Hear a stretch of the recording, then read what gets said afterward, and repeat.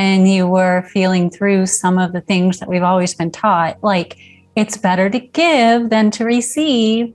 We get that a lot, right? Yes. At least I grew up with that all the time. Did you ever come across that and need to feel your way through that in order to find this balance that you've been talking about, or the equilibrium that has worked for you?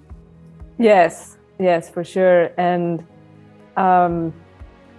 that actually came up recently with my caddy. We were at a tournament and we were talking, because Christmas is coming up, and he was saying like, oh, a lot of times I feel uncomfortable receiving gifts.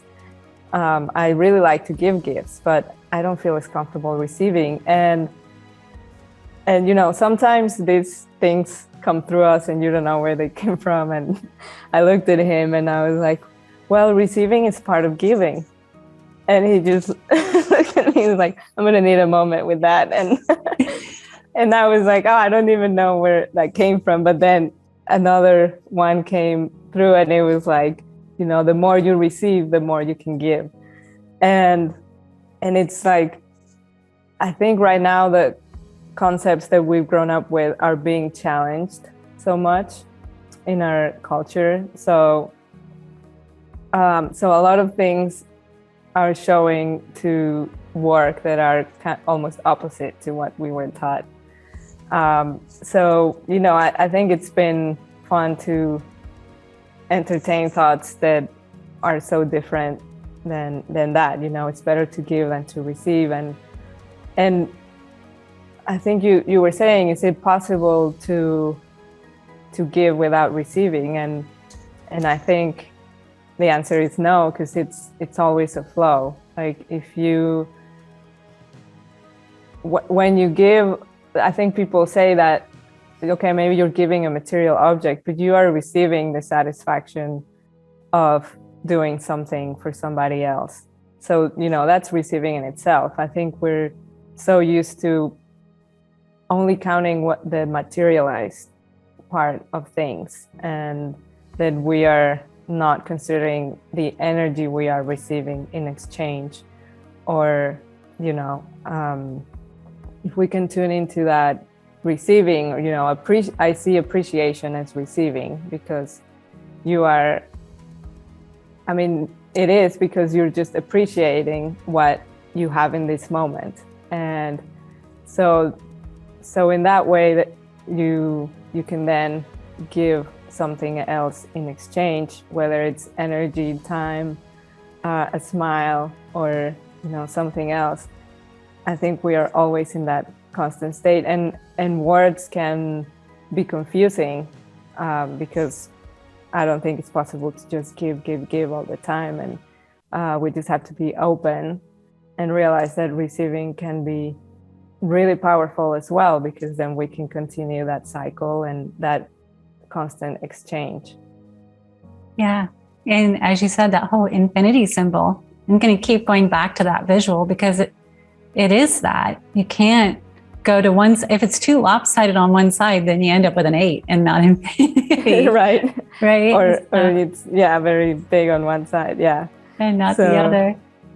And I think just to go back to that question, another thing that I was thinking on is along the lines of the more you give, or it's better to give. Then in sports, that culture of no pain, no gain, I think that has been another sentence that has been, at least in my case, kind of hard to deal with, because I think the words, how you use them or how you digest them can affect, because then we think like, oh, I'm not good enough, I'm not doing enough, I'm not,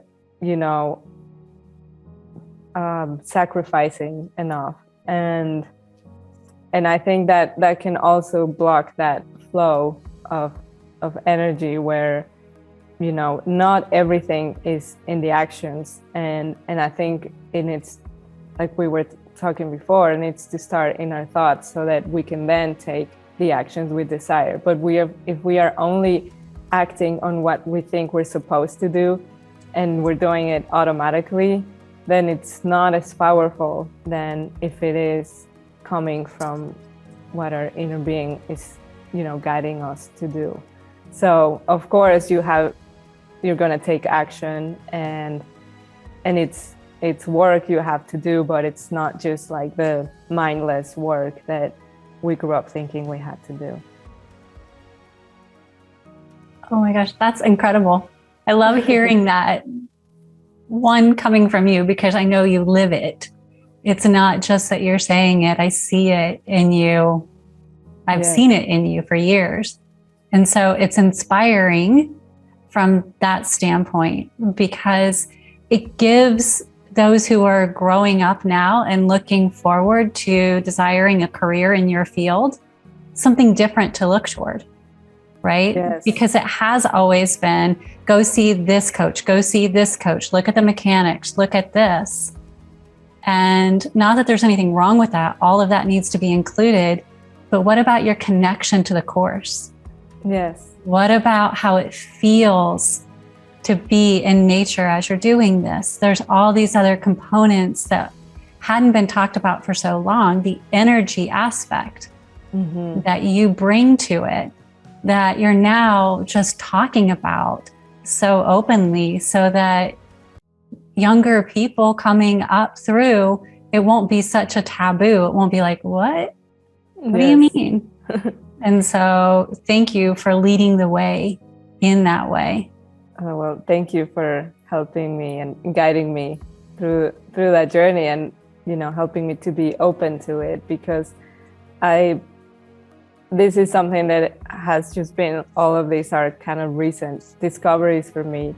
And even though I always felt like there was something else, I'm like, there's got to be, growing up, I could feel something that I couldn't put words to it.